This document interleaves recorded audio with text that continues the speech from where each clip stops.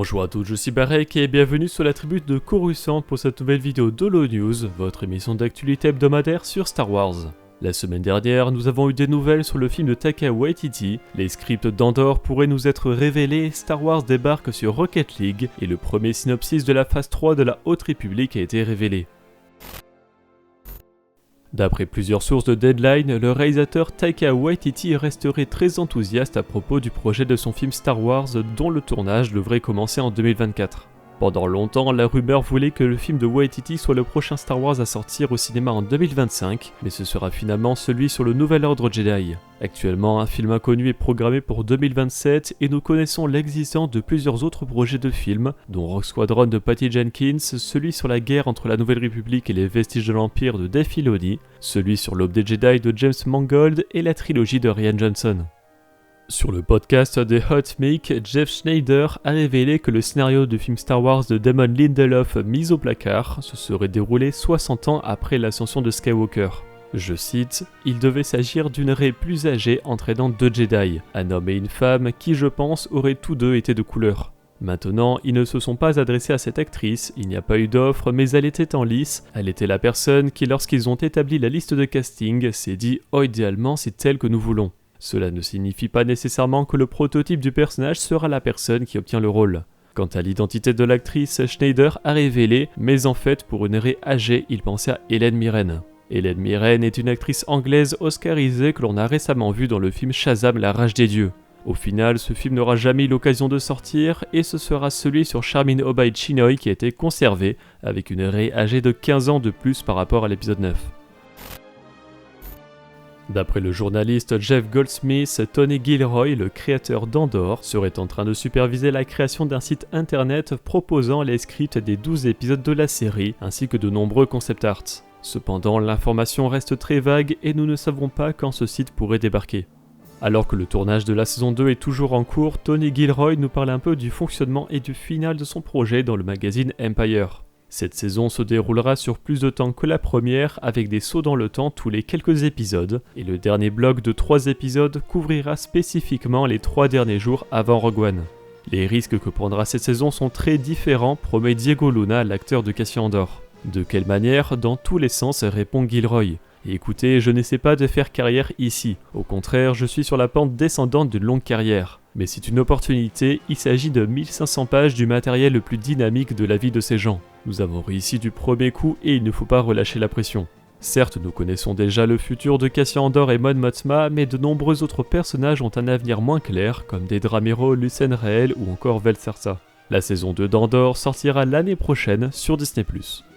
Lors de la Star Wars Celebration, un teaser exclusif a été montré pour la série Skeleton Crew. On y retrouvait le personnage de Jude Law accompagné des enfants de la série, joués par Ravi Cabo Conyers, Kiriana Crater, Ryan Kera Armstrong et Robert Timothy Smith.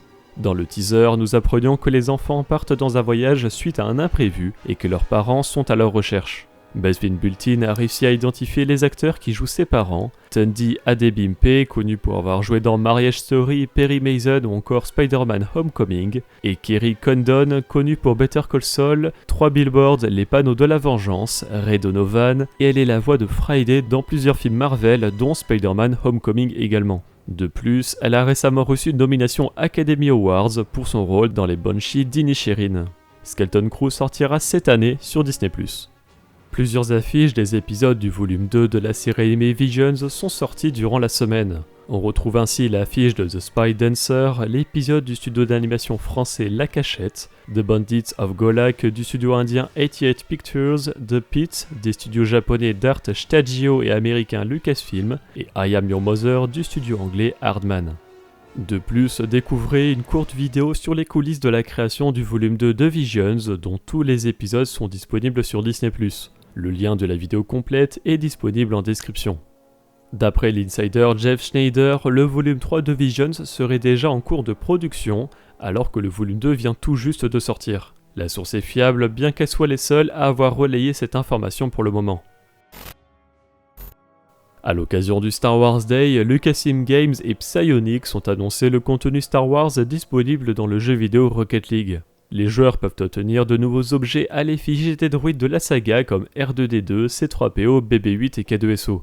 Pour célébrer cette collaboration, les joueurs peuvent également obtenir gratuitement une bannière de joueur R2D2 et un titre de joueur Rust Buckets. Le contenu Star Wars sera disponible dans le jeu jusqu'au 16 mai.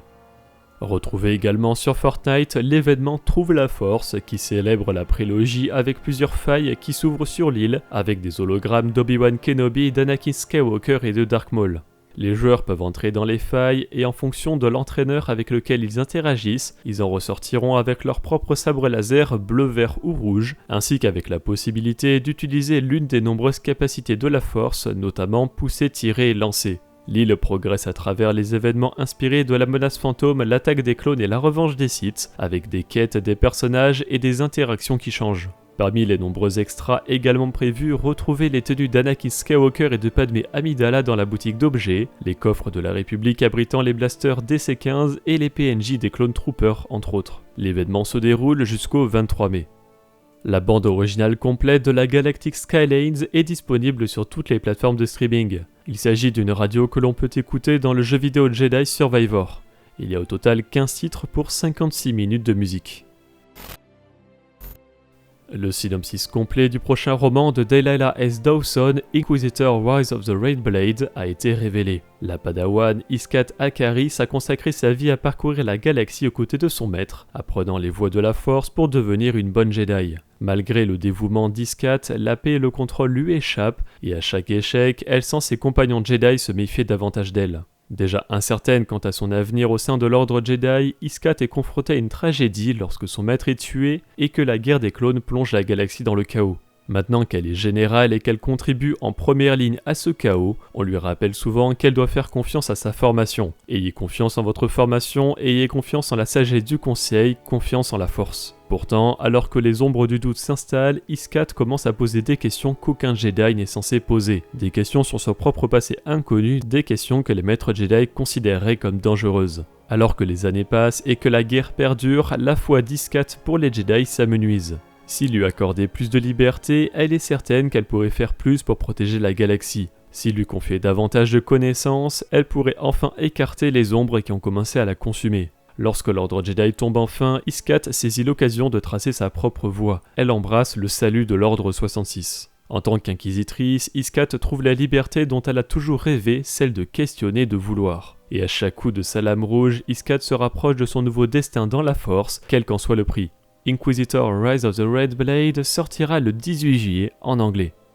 Amazon a mis en précommande le roman jeunesse de la vague 1 de la phase 3 de la Haute République, Escape from Valo de Daniel José Holder et Alyssa Wong, qui sortira le 30 janvier 2024 en anglais. Cette précommande nous permet de connaître le synopsis de ce livre. Voyagez dans la zone d'occlusion dans cette aventure pleine d'action qui se déroule des centaines d'années avant la saga Skywalker. C'est une période sombre et dangereuse pour la galaxie, où la communication a été rendue presque impossible dans la bordure extérieure, alors que le Nihil continue de menacer l'existence même de la République. Rejoignez les Padawan Jedi dont Ram Jomaram alors qu'ils préparent leur fuite du territoire ennemi.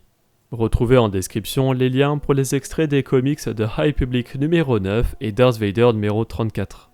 Côté couverture, retrouvez la principale de The Nameless Terror numéro 4, ainsi que les alternatives de Star Wars numéro 36, Darth Vader numéro 36, Dr. Aphra numéro 34 et Bounty Hunters numéro 36 avec un design rétro, Yoda numéro 8 et Star Wars numéro 35 pour le mois des fiertés, une autre de Star Wars numéro 35 pour les 40 ans du retour du Jedi, Return of the Jedi, The Empire, The Mandalorian Season 2 numéro 1 et Yoda numéro 1.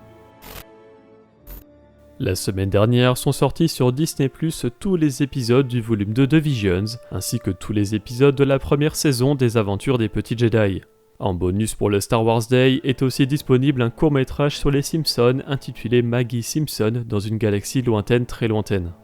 Côté littérature, sont sortis en français le beau livre Tout l'art de la Haute République, le livre audio du Retour de Jedi, Hidden Empire tome 1, le 100% Star Wars Obi-Wan, le coffret L'équilibre dans la Force contenant les tomes Star Wars Dark Vador, Obi-Wan et Anakin, Dark Maul, Chewbacca et Cible Vador. Chacun de ces tomes est également disponible individuellement et présente un échantillon de diverses histoires de comics déjà parues chez Panini. Enfin, en français, retrouvez Star Wars vs Dark Vador qui compile diverses histoires autour du scénar noir des Sith. En anglais sont sortis le roman Path of Vengeance et les comics Star Wars numéro 34, Darth Vader numéro 33, Dr. Aphra numéro 31, Yoda numéro 7, Return of the Jedi Lando, The Nameless Terror numéro 3 et The High Republic Adventures numéro 4.